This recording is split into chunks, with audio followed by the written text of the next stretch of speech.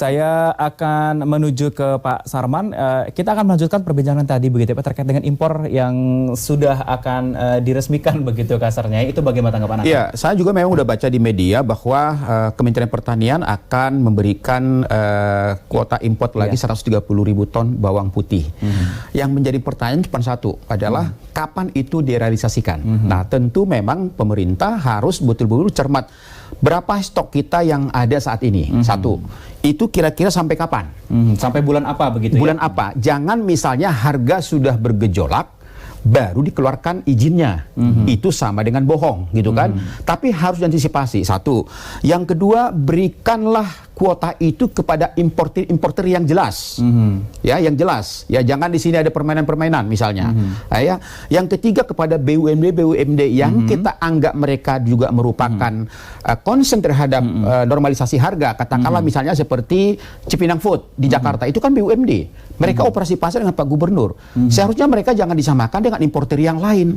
Karena itu BUMD punya pemerintah. Itu bukan mencari keuntungan mereka. Mereka lebih mengarah kepada stabilisasi harga. Berikan dong, jangan disamakan. Nah, hal-hal seperti itu harus betul-betul segera dilakukan oleh pemerintah, Kementan, ya diperhatikan betul-betul, dan aksi supaya barang itu datang tepat waktunya. Jangan bergojolak dulu baru harga datang percuma. Karena psikologi pasar ini kan akan melihat demand dan supply. Kalau demandnya sudah tinggi, supply-nya kecil, ya sudah, harga pasti bergejolak. Kita gitu. mengibaratkan sedia payung sebelum hujan. Itu yang gitu kita ya. harapkan. Jadi jangan sampai ketika ada yang sesuatu hal yang baru dan genting, baru kita bergerak seperti itu ya. Itu yang kita harapkan. Tanggapan Anda Pak Riza? Ya, memang benar. Ya, seharusnya kebijakan itu antisipatif, jangan kebijakan mengobati. Itu jauh lebih mahal harganya dibanding dengan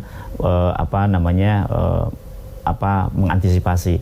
Saya setuju bahwa mestinya kejadian ini sudah bisa diprediksi karena Oktober itu sudah ada Di belakang Sarman tadi sudah ada tanda-tanda. Betul, sudah ada tanda-tanda gitu. Apalagi kan cuaca juga sudah tidak mendukung terhadap produksi hortikultura kita ya, apalagi produk-produk yang punya kontribusi terhadap inflasi gitu ya. Misalnya cabai, kemudian termasuk juga bawang merah dan bawang putih. Nah, kaitan dengan bawang putih tadi, perencanaan yang antisipatif ini menjadi penting. Saya menitik beratkan itu. Yang kedua, kaitan dengan tadi siapa importir kita atau yang diberikan mandat gitu untuk mengimpor ini tentu saja di-share gitu. Tidak hanya pengusaha, tetapi juga BUMD yang punya mandatori kaitan dengan stabilisasi harga. Ini penting ya. Mungkin diberikanlah proporsinya gitu, BUMD atau BUMN yang kaitan dengan itu berapa persen, pengusaha juga berapa persen, dan tentu punya track record yang jelas ya, track record yang memang tidak black track record lah gitu ya, ya sehingga ini akan mempercepat proses stabilisasi harga. Yang ketiga, harga ini kalau sudah naik tidak mudah untuk turun. Untuk turun ya. Tidak mudah gitu ya. Tentu ini butuh waktu. Oleh karena itu antisipatif dan juga dalam kondisi seperti ini, misalnya dalam kondisi short run atau jangka pendek, seyogianya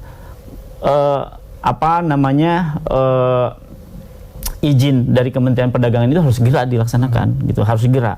Ya kalau bisa timingnya tight gitu sehingga bisa diprediksi. Pas, begitu ya? Ya betul, dan operasi pasarnya kapan gitu ya, sehingga dan juga jenis-jenis bawang putihnya yang sesuai dengan selera masyarakat di sini. Selera Nusantara. Betul. Begitu ya. Saya ke Pak Sarman. Pak Sarman, mungkin himbauan bagi Anda untuk para petani mungkin yang sedang mengalami kondisi-kondisi sulit seperti saat ini begitu ya. Apa yang seharusnya mungkin dilakukan untuk memperbaiki hal ini semua? Silakan Pak. Iya, jadi gini, petani kita ini kan juga tidak bisa dibiarkan sendiri mereka. Mereka juga butuh pendampingan. Ya, mereka kan juga punya pengetahuan yang juga tidak sama ya. Jadi artinya disinilah tugas pemerintah, Dinas Pertanian kita, Dirjen Hortikultura melakukan pembinaan kepada petani-petani kita. Itu satu. Yang kedua, pemetaan tadi nih.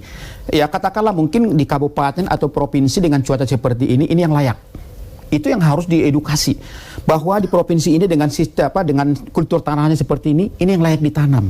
Nah, sehingga kita punya pemetaan. Oh, ini sentra-sentra cabai di sini, sentra-sentra jeruk di sini, sentra-sentra sayur-sayuran di sini. Sehingga ini bisa saling mengisi. Baik. Sehingga mengisi. Apalagi kalau ke Jakarta yang saya katakan tadi, kita ini apa yang kita makan setiap hari di Jakarta itu semua disuplai oleh dari luar. Kita nggak punya tanah, nggak punya perkebunan, nggak punya pertanian di sini. Baik. Sehingga kita sangat tergantung terhadap suplai dari luar Jakarta, lokal maupun import. Nah, ketika suplai itu berkurang, sedangkan juga demand-nya tinggi, harga itu tidak bisa kita kontrol. Nah, ini yang menjadi harapan kami, antisipasi dan angka-angka yang real dari pemerintah untuk bisa mengantisipasinya gitu. Baik, kita harapkan dengan adanya kenaikan harga cabai dan juga bawang putih yang saat ini sedang melanda di Jakarta khususnya begitu ya, pemerintah hadir walaupun akan mengimpor tapi setidaknya akan menjadi win-win solution begitu ya. Betul. Masyarakat tidak begitu besar untuk membeli produk-produk tersebut dan kemudian petani juga atau pedagang tidak dirugikan. Kita tetap mengutamakan daripada suplai lokal. Baik. Tapi pemerintah kan ada angkanya. Tapi kalau tidak mampu suplai lokal, ya boleh buat impor menjadi salah satu jalan yang terbaik gitu kan. Terima kasih Pak Rizal, Ekonom Indef, dan juga Bapak Sarman Simanjorang, Waketum DPP Asosiasi Pedagang Pasar Seluruh Indonesia. Terima kasih sudah hadir di Newsroom, dan kami nanti akan hadir kembali dengan segmen berikutnya, informasi terkait dari wabah misterius yang merebak di wilayah Oye-Obi, ini negara bagian Benue, Nigeria. Akan kami sampaikan usai jeda pariwara berikut. Tetap bersama kami di Newsroom. Terima kasih.